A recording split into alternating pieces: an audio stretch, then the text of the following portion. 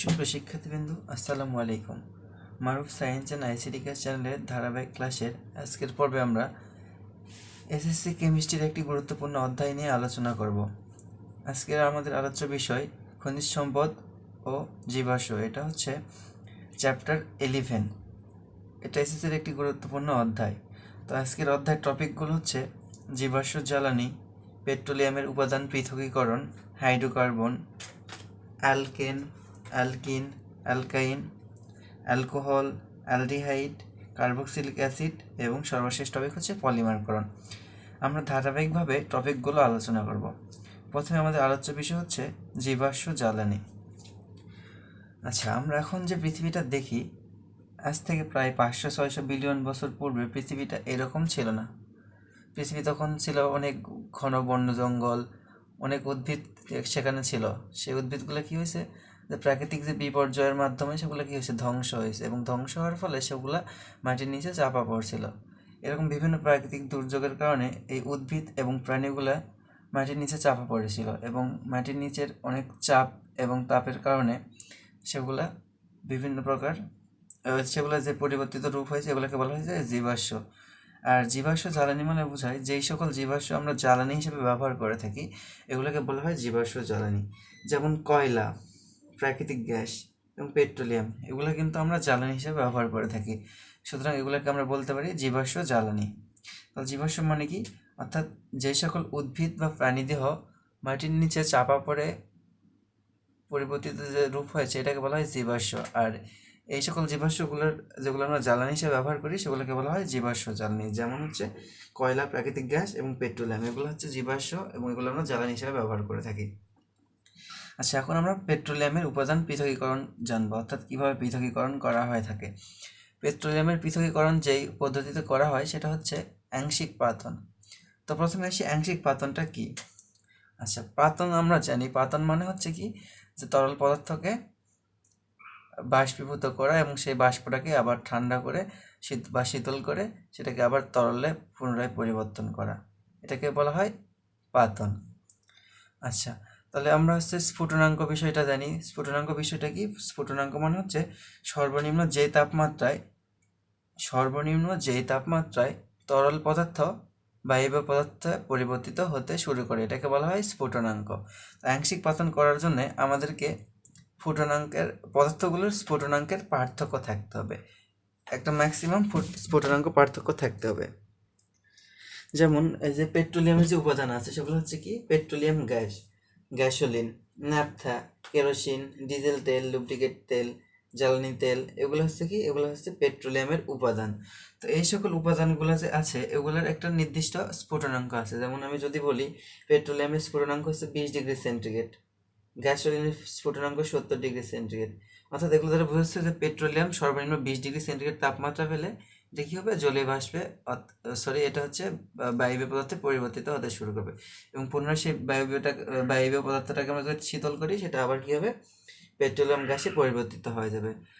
So আমাদের আংশিক পাতন পদ্ধতি মানে হচ্ছে যে সকল পদার্থের স্ফুটনাঙ্কের পার্থক্য রয়েছে সেই সকল পদার্থকে আমরা পাতন করব, এবং সেটাকে আমরা যখন পাতন প্রক্রিয়া করব, যেমন আমরা একটা পাত্রে পেট্রোলিয়াম নিয়েছি, তো এখানে এই পাত্রে পেট্রোলিয়াম নিয়েছি, পেট্রোলিয়ামটার মধ্যে কী কী আছে, পেট্রোলিয়াম গ্যাস আছে, গ্যাসোলিন আছে, ন্যাপথা আছে, কেরোসিন আছে, ডিজেল তেল আছে, লুব্রিকেটিং তেল আছে, এগুলো আছে। তো আমরা কি জানি, আমরা জানি যে পেট্রোলিয়াম গ্যাসের স্ফুটনাঙ্ক 20°C, গ্যাসোলিনের স্ফুটনাঙ্ক 70°C, ন্যাপথার স্ফুটনাঙ্ক 120°C, কেরোসিনের স্ফুটনাঙ্ক 170°C। এখানে একটা জিনিস দেখো, যে এদের স্ফুটনাঙ্কের নির্দিষ্ট একটা পার্থক্য আছে। যেমন 20°C ছিল পেট্রোলিয়াম গ্যাসের, তারপরে দেখো আবার 70°C কিছু ছিল, গ্যাসোলিনের ছিল। এই যে দেখো 50°C কিন্তু এদের মধ্যে একটা স্ফুটনাঙ্কের পার্থক্য রয়েছে। তো আংশিক পাতন করতে হলে এমন পদার্থের করতে হবে যাদের স্ফুটনাঙ্কের একটা পার্থক্য থাকবে। তো ধরো এই পেট্রোলিয়ামকে যখন আমরা তাপ দিতে থাকবো, ধরো 0°C থেকে আস্তে আস্তে তো তাপ বাড়াতে থাকবো, এবং তাপ বাড়তে বাড়তে একটা সময় কী হবে, তাপ আস্তে আস্তে বাড়তে থাকবে। যখন ধরো এটা 20°C হয়ে যাবে তখন সেটা কী হবে, এখান থেকে পেট্রোলিয়াম গ্যাসটা কী হবে, বায়বীয় পদার্থে পরিবর্তিত হতে শুরু করবে এবং বায়বীয় পদার্থ রূপে সেটা কি হবে, পেট্রোলিয়াম গ্যাসটা উপরে উঠতে শুরু করবে। পরবর্তীতে সেই গ্যাসটাকে যদি আমরা শীতল করি, আবার আমরা সেখান থেকে পেট্রোলিয়াম গ্যাস পাবো। তারপরে দেখো 20 ডিগ্রি সেন্টিগ্রেড থেকে আরও যখন তাপ বাড়তে থাকবে আস্তে আস্তে 20 ডিগ্রি, 21 ডিগ্রি এরকম করতে করতে 70 ডিগ্রি সেন্টিগ্রেড যখন পৌঁছাবে তখন কি হবে, এবং 70 ডিগ্রি সেন্টিগ্রেড পৌঁছানোর আগে দেখা যাবে যে 20 থেকে 20, 23, 24 বা 25 এরকম যাইতে যাইতে পেট্রোলিয়াম গ্যাস কি হবে, সবটুকু বায়বীয় পদার্থে পরিবর্তিত হয়ে চলে যাবে। এবং তারপরে যখন আস্তে আস্তে বাড়তে বাড়তে যখন এটা থেকে 70 ডিগ্রি সেন্টিগ্রেডে পরিবর্তিত হয়ে যাবে তাপমাত্রা, তখন কি হবে, তখন গ্যাসোলিনের আবার বায়বীয় পদার্থে পরিণত হতে শুরু করবে। এরকম করে গ্যাসোলিন পুরোটাই বায়বীয় পদার্থে পরিণত হয়ে চলে যাবে। তারপর সেখানে যখন আবার তাপমাত্রা বাড়তে বাড়তে 120 ডিগ্রি সেন্টিগ্রেডের দিকে যাবে তখন কি হবে, ন্যাপথা চলে যাবে, কারণ ন্যাপথার হচ্ছে স্ফুটনাঙ্ক 120 ডিগ্রি সেন্টিগ্রেড। তো দেখো পেট্রোলিয়ামের যে উপাদানগুলো আছে এদের একটা স্ফুটনাঙ্কের পার্থক্য আছে, অর্থাৎ এই যে স্ফুটনাঙ্ক যখন আমরা এটাকে তাপ দিব আস্তে আস্তে তাপ বাড়তে থাকবো এবং তাপের যে স্ফুটনাঙ্ক সেই অনুযায়ী সেটা কি হবে, আস্তে আস্তে জলে বাষ্প হয়ে বায়বীয় পদার্থ হয়ে চলে যাবে এবং সেই বায়বীয় পদার্থটাকে আমরা যদি শীতল করি এটা পুনরায় আবার সেই পদার্থে পরিবর্তিত হয়ে যাবে। তো এইভাবে পেট্রোলিয়াম থেকে petroleum gas, gasoline, naphtha, kerosene, diesel তেল, লুব্রিকেটিং তেল, জ্বালানি তেল, বিটুমিন এগুলাকে কি করা হয়, পৃথক করা হয়। সো এটা হচ্ছে পেট্রোলিয়াম থেকে উপাদান পৃথকীকরণ, পেট্রোলিয়ামের উপাদানগুলোকে পৃথকীকরণ। আশা করি সবাই বুঝতে পেরেছেন। তো এখন আমরা আলোচনা করব হাইড্রোকার্বন। হাইড্রোকার্বন বলতে কি বোঝায়, আমি এখানে একটু যদি দেখানোর চেষ্টা করি। দেখো এখানে আমরা যে সকল যৌগগুলো দেখতে পাচ্ছি এগুলো সবগুলাই কি হাইড্রোজেন এবং কার্বনের সমন্বয়ে গঠিত যৌগ। যেমন এই যৌগটার নাম প্রোপেন, এটার নাম বিউটেন, এটার নাম ইথিন, এটার নাম ইথাইন, এটার নাম সাইক্লোপ্রোপেন, এটার নাম সাইক্লোবিউটেন। তো এখানে আমরা দেখতে পাচ্ছি সকল পরমাণুগুলো হাইড্রোজেন এবং কার্বনের সমন্বয়ে গঠিত। হাইড্রোকার্বন বলতে কি বোঝায়, হাইড্রোকার্বন বলতে বোঝায় যে হাইড্রোজেন এবং কার্বনের সমন্বয়ে গঠিত যৌগ। তো আমরা এখন হাইড্রোকার্বন সম্পর্কে আলোচনা করব। তো দেখো হাইড্রোকার্বন নিয়ে যদি কথা বলতে চাই, তো হাইড্রোকার্বনের শ্রেণীবিভাগ নিয়ে আমাদের প্রথমে জানতে হবে।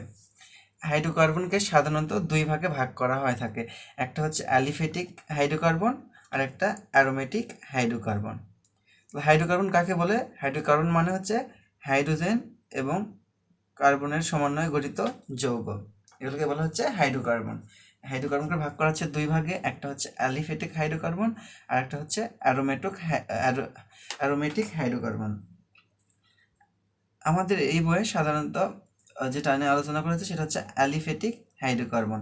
তো অ্যালিফেটিক হাইড্রোকার্বন মানে কি, অ্যালিফেটিক মানে হচ্ছে চর্বি থেকে উৎপন্ন, অর্থাৎ যেই সকল হাইড্রোকার্বন চর্বি থেকে তৈরি বা উৎপন্ন হয়েছিল তাদেরকে, সেই সকল হাইড্রোকার্বনকে বলা হয় অ্যালিফেটিক হাইড্রোকার্বন। আর অ্যারোমেটিক হাইড্রোকার্বন মানে হচ্ছে সুগন্ধিযুক্ত হাইড্রোকার্বন। যেমন তোমরা বাসাতে অনেকেই ন্যাপথলিন ইউজ করে থাকো, ন্যাপথলিন দেখবা যে সাদা সাদা বলের মতো দেখতে, ছোট ছোট বলের মতো দেখতে পদার্থ, এটা অনেক সুন্দর একটা গন্ধ পাওয়া যায়। সো দেখো অ্যারোমেটিক যে যৌগগুলো আছে এগুলা কি হয়, এগুলা সুগন্ধিযুক্ত হয়, অর্থাৎ অ্যারোমেটিক শব্দের অর্থ হচ্ছে সুগন্ধিযুক্ত। তো দেখো এখানে এই যে আমি দেখাইছি এটা হচ্ছে ন্যাপথলিন, ঠিক আছে, এবং এটা হচ্ছে বেনজিন। বেনজিনের কাঠামো মূলত এরকম থাকে, কাঠামোটা মূলত এরকম থাকে এবং এটাকে এইভাবে লেখা হয়ে থাকে, এটা হচ্ছে বেনজিন এবং এটা হচ্ছে ন্যাপথলিন। তো এগুলাকে বলা হয় কি, এগুলাকে বলা হয় অ্যারোমেটিক যৌগ। আর অ্যালিফেটিক যৌগ মানে কি, যেগুলো হচ্ছে চর্বি থেকে উৎপন্ন হয়ে থাকে। আচ্ছা, তো আমরা এখন অ্যালিফেটিক যৌগের শ্রেণীবিভাগ দেখব। অ্যালিফেটিক যৌগকে দুই ভাগে ভাগ করা হয়, একটা হচ্ছে মুক্ত শিকল অ্যালিফেটিক হাইড্রোকার্বন আর একটা কি বদ্ধ শিকল অ্যালিফেটিক হাইড্রোকার্বন। মুক্ত শিকল কোনগুলা, দেখো আমি আবার একটু দেখানোর চেষ্টা করি। দেখো এখানে আমি প্রোপেন দেখাইছি, দেখো এখানে প্রোপেনের কার্বন, যে দুই প্রান্তের কার্বনগুলো কি আছে, তাদের হাত কি একটার সাথে আরেকটা যুক্ত আছে নাই, তো তাহলে এটাকে আমরা বলতে পারি কি মুক্ত শিকল। অর্থাৎ দেখো এখানে এটা মুক্ত আছে, দেখো এখানেও কিন্তু তিনটাই আছে কার্বন এবং এগুলো কি একটার সাথে আরেকটা যুক্ত আছে, এখানে কিন্তু মুক্ত না, এটা কি আছে বদ্ধ আছে, এই কার্বনের সাথে এই কার্বন, এই কার্বনের সাথে এইটা, এটার সাথে এইটা, তাহলে তিনটা কার্বন সংযুক্ত আছে, অর্থাৎ এটা চক্রাকারে আছে এবং এটা বদ্ধ আছে, তো এটাকে আমরা বলতে পারি বদ্ধ শিকল হাইড্রোকার্বন, অর্থাৎ এই শিকলটা বদ্ধভাবে আছে। এবং এই শিকলগুলো দেখো দুই পাশের যে কার্বন, এগুলো কি এটা কি মানে একটার সাথে আরেকটা যুক্ত আছে? অবশ্যই নেই। তাহলে এটাকে আমরা বলতে পারবো কি? এটাকে বলতে পারবো এই যে মুক্ত শিকল হাইড্রোকার্বন। আশা করি বুঝতে পারছো মুক্ত শিকল এবং বদ্ধ শিকল। তাহলে হাইড্রোকার্বনকে কয় ভাগে ভাগ করা হয়? হাইড্রোকার্বনকে ভাগ করা হয় দুই ভাগে, একটা হচ্ছে অ্যালিফেটিক হাইড্রোকার্বন আর একটা কি অ্যারোমেটিক হাইড্রোকার্বন। অ্যালিফেটিক হাইড্রোকার্বন মানে যে সকল হাইড্রোকার্বন চর্বি থেকে উৎপন্ন করা হয়, আর উৎপন্ন করা হয়েছিল বা ওখান থেকে চর্বি থেকে পাওয়া গিয়েছিল। আর অ্যারোমেটিক হাইড্রোকার্বন মানে যে সকল হাইড্রোকার্বন সুগন্ধিযুক্ত, তাদেরকে বলা হয় অ্যারোমেটিক হাইড্রোকার্বন, যেমন বেনজিন, ন্যাপথলিন। এগুলা বেনজিনের গন্ধ অনেক সুন্দর, ন্যাপথলিনের গন্ধ অনেক সুন্দর লাগে, সো এগুলোকে বলা হয় অ্যারোমেটিক। আর অ্যালিফেটিককে কয় ভাগে ভাগ করা হয়? দুই ভাগে, একটা হচ্ছে মুক্ত শিকল এবং আরেকটা হচ্ছে বদ্ধ শিকল। অর্থাৎ যে সকল হাইড্রোকার্বন চর্বি থেকে তৈরি এবং এগুলো কি হয়, এগুলা মুক্ত থাকে। যেমন দেখো এই যে এখানে দুইটা প্রান্ত কি আছে, এই কার্বন এই কার্বন মুক্ত আছে, তাই না? সেটাকে আমরা বলতে পারি মুক্ত শিকল হাইড্রোকার্বন। এবং এটা কি বলতে পারি? হ্যাঁ, বদ্ধ শিকল। কারণ কি, দেখো এখানে কি আছে, এখানে তারা একটার সাথে আরেকটা সংযুক্ত আছে বা বদ্ধ আকারে আছে, তো এটাকে বলা হয় বদ্ধ। দেখো এই যে নিচে এটাও কি আছে, বদ্ধ আছে, এখানে চারটায় বদ্ধ আছে, একটার সাথে একটা, এটার সাথে এটা, এটার সাথে এটা, এবং চক্রাকারে বদ্ধ আকারে আছে, এগুলোকে বলতে পারি বদ্ধ শিকল। এটার নাম হচ্ছে সাইক্লোপ্রোপেন। যেহেতু এটা চক্রাকারে আছে, এই জন্য এটাকে বলা হচ্ছে সাইক্লো, ঠিক আছে? এবং এটা একটা প্রোপেন, 3 কার্বন হলে বলা হয় প্রোপেন, ঠিক আছে? এবং সবগুলো এক বন্ধন, তো এটা হচ্ছে সাইক্লোপ্রোপেন। দেখো এটা সাইক্লোবিউটেন, 4টা থাকলে বলা হয় বিউটেন, আর এটা চক্রাকারে আছে, এই জন্য বলা হচ্ছে সাইক্লোবিউটেন। আচ্ছা, এখন আসি মুক্ত শিকল। মুক্ত শিকল হাইড্রোকার্বনকে আবার দুই ভাগে ভাগ করা হয়, একটা হচ্ছে সম্পৃক্ত হাইড্রোকার্বন আর একটা কি অসম্পৃক্ত। তো সম্পৃক্ত কোনগুলো এবং অসম্পৃক্ত কোনগুলো, দেখো এটা দেখার জন্য তোমাদেরকে একটু এটা ফলো করতে হবে। দেখো এখানে এগুলো সবগুলো কি, এগুলো সবগুলা এখানে যে কয়টা দেখতে পাচ্ছ সবগুলাই হচ্ছে মুক্ত শিকল হাইড্রোকার্বন। দেখো মুক্ত শিকল হাইড্রোকার্বনকে কিন্তু সম্পৃক্ত এবং অসম্পৃক্ত আকারে ভাগ করা হয়। তাহলে এই যে দেখো এখানে আমরা কি দেখছি, এগুলোর মধ্যে সবগুলোর মধ্যে সিঙ্গেল বন্ড আছে, তাই না? এই যে একটা বন্ধন, এই যে একটা বন্ধন, এই দেখো একটা বন্ধন, একটা বন্ধন, একটা বন্ধন। তাহলে যেই সকল মুক্ত শিকল হাইড্রোকার্বনের মধ্যে সিঙ্গেল বন্ড বিদ্যমান থাকে, এগুলোকে বলা হয় সম্পৃক্ত হাইড্রোকার্বন। আর যে সকল হাইড্রোকার্বনের মধ্যে দ্বিবন্ধন বা ত্রিবন্ধন থাকে, তাদেরকে বলা হয় কি অসম্পৃক্ত হাইড্রোকার্বন। আশা করি হাইড্রোকার্বনের প্রকারভেদ ক্লিয়ার হয়েছে। আমি আরেকবার বলতেছি যে হাইড্রোকার্বন মানে হচ্ছে হাইড্রোজেন এবং কার্বনের সমন্বয়ে গঠিত যৌগ। হাইড্রোকার্বনকে দুই ভাগে ভাগ করা হয়, একটা হচ্ছে অ্যালিফেটিক হাইড্রোকার্বন আর একটা হচ্ছে অ্যারোমেটিক হাইড্রোকার্বন। অ্যালিফেটিক মানে হচ্ছে চর্বি থেকে উৎপন্ন, এরকম, অর্থাৎ যে সকল হাইড্রোকার্বন চর্বি থেকে উৎপন্ন হয়েছিল বা চর্বি থেকে পাওয়া গিয়েছিল তাদেরকে বলা হয় অ্যালিফেটিক হাইড্রোকার্বন। আর অ্যারোমেটিক মানে হচ্ছে সুগন্ধিযুক্ত, অর্থাৎ যে সকল হাইড্রোকার্বন সুগন্ধ আছে তাদেরকে বলা হয় অ্যারোমেটিক হাইড্রোকার্বন, যেমন বেনজিন, ন্যাপথলিন। তোমরা যদি এগুলো দেখে থাকো তাহলে বুঝতে পারবে যে এগুলো অনেক অনেক সুন্দর ধরনের গন্ধ পাওয়া যায়, সেগুলোকে বলা হয় অ্যারোমেটিক হাইড্রোকার্বন। এবং অ্যালিফেটিক হাইড্রোকার্বনকে কয় ভাগে ভাগ করা হয়? মুক্ত শিকল এবং বদ্ধ শিকল। মুক্ত শিকল মানে যেই হাইড্রোকার্বনের দুই প্রান্তের কি থাকবে, মুক্ত থাকবে, এদেরকে বলা হয় মুক্ত শিকল। আর বদ্ধ শিকল মানে যেই সকল হাইড্রোকার্বনের শেষ প্রান্ত দুইটি কি থাকবে, বদ্ধ থাকবে। একটু আগে আমরা উদাহরণ দেখেছি। দেখো মুক্ত শিকলকে আবার দুই ভাগে ভাগ করা হয়, একটা হচ্ছে সম্পৃক্ত হাইড্রোকার্বন আর একটা কি অসম্পৃক্ত হাইড্রোকার্বন। সম্পৃক্ত হাইড্রোকার্বন কোনগুলো? যেগুলোর মধ্যে সিঙ্গেল বন্ড বিদ্যমান, এগুলোকে বলা হয় সম্পৃক্ত হাইড্রোকার্বন। আর অসম্পৃক্ত হাইড্রোকার্বন কোনগুলো? যেগুলোর মধ্যে দ্বিবন্ধন এবং ত্রিবন্ধন বিদ্যমান। আচ্ছা দেখো এবার আমরা আলোচনা করব অ্যালকেন নিয়ে। আচ্ছা দেখো এখানে হাইড্রোকার্বনের পরে আছে হচ্ছে alkane, alkyne, অ্যালকাইন, alcohol, aldehyde, carboxylic acid. তো দেখো এগুলো হচ্ছে সমগোত্রীয় বলা হয়। তো সমগোত্রীয় জিনিসটা কি, এটা নিয়ে একটু কথা বলি। যেমন ধরো আমি যদি বলি তোমাদেরকে অমিতাভ বচ্চন বা অভিষেক বচ্চন, তাহলে তোমরা কিন্তু বুঝে যাবে যে এই দুইজনের নামের মধ্যে কিছু একটা মিল রয়েছে, দুইজনের নামের শেষে কি রয়েছে, বচ্চন রয়েছে, অর্থাৎ তারা কি বচ্চন ফ্যামিলি। তো দেখো এখানে তাদের যেমন নামের শেষে মিলটা থেকে তোমরা বুঝতে পারলা যে যেহেতু দুইটা নামের শেষে মিল আছে অর্থাৎ তারা হয়তো একই ফ্যামিলি। তো আমরা এই যে হাইড্রোকার্বনগুলা গোত্র অনুসারে ভাগ করতে পারি। যেমন একটু যদি দেখাই,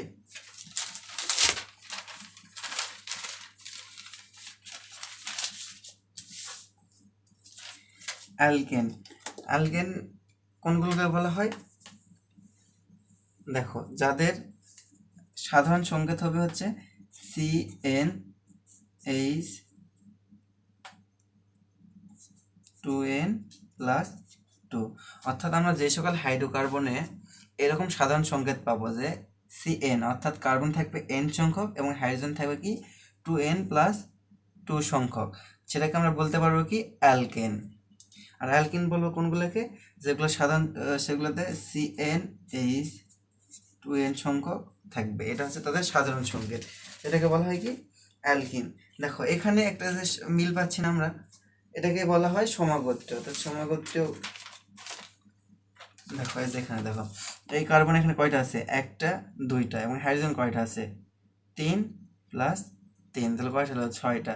তাহলে দেখো এখানে আমরা যদি দেখি তাহলে কার্বন কয়টা আছে, কার্বন আছে দুইটা, হাইড্রোজেন কয়টা আছে, হাইড্রোজেন আছে 6টা। তাহলে দেখো সূত্র কি ছিল, কার্বন থাকবে n সংখ্যক, হাইড্রোজেন থাকবে 2n+2 সংখ্যক। তাহলে দেখো 2n মানে 2 গুণ 2+2, তাহলে কত হয় 4+2, তাহলে কত হবে 6। অর্থাৎ দেখো এটা কিন্তু এটাকে মানছে।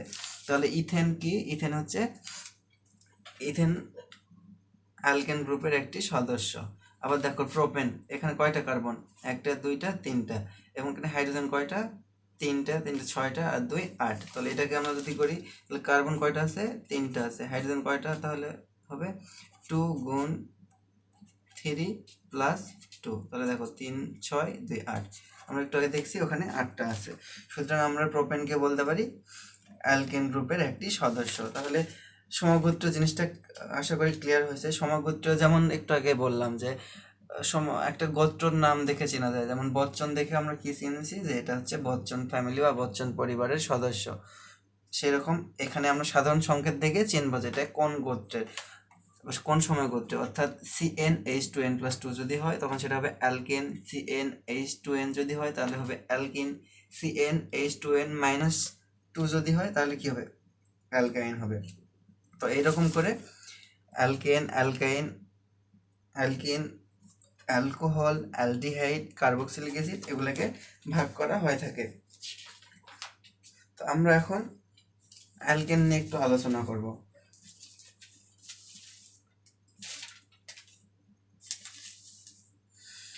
দেখো অ্যালকেন কি, আমরা একটু আগে অ্যালকেনের সাধারণ সংকেত দেখেছি। অ্যালকেনকে কি দ্বারা প্রকাশ করা হয়, অ্যালকেন বলতে কি বুঝি, অ্যালকেন মানে হচ্ছে যেই সকল যৌগের সাধারণ সংকেত থাকবে CnH2n+2, তাদেরকে বলা হবে কি অ্যালকেন।